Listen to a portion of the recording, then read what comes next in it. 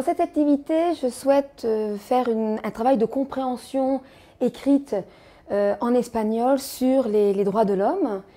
Et donc j'ai mon texte, c'est le premier outil. Il va m'être utile justement pour présenter ce texte qui est difficile aux élèves. Ça va être l'outil rideau. Donc je vais chercher dans mes outils l'outil rideau.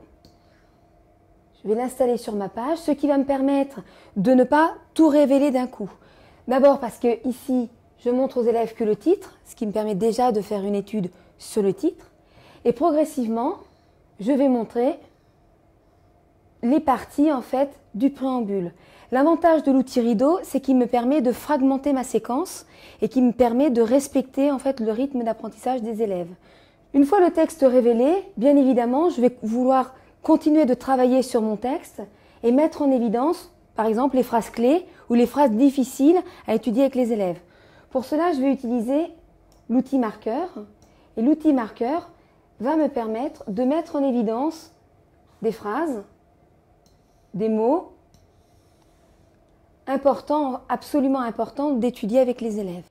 La difficulté avec le marqueur, c'est que si je déplace mon texte, l'outil marqueur en fait ne reste pas sur les mots. Donc je vais pouvoir aussi utiliser l'outil pot de peinture pour mettre en évidence les mots qui me semblent importants d'étudier. Si je souhaite de nouveau travailler avec le texte et mettre en évidence par exemple le lexique inconnu des élèves, je n'ai pas de place ici pour les extras, pour les mettre de côté. Je vais donc sélectionner mon texte, le mettre sur le côté, cliquer sur l'outil éditer. C'est simple, il suffit simplement de sélectionner les mots qui m'intéressent. En les mettant sur le côté, les élèves en fait vont pouvoir focaliser leur attention ici et retenir les mots qui ont en fait beaucoup de pertinence.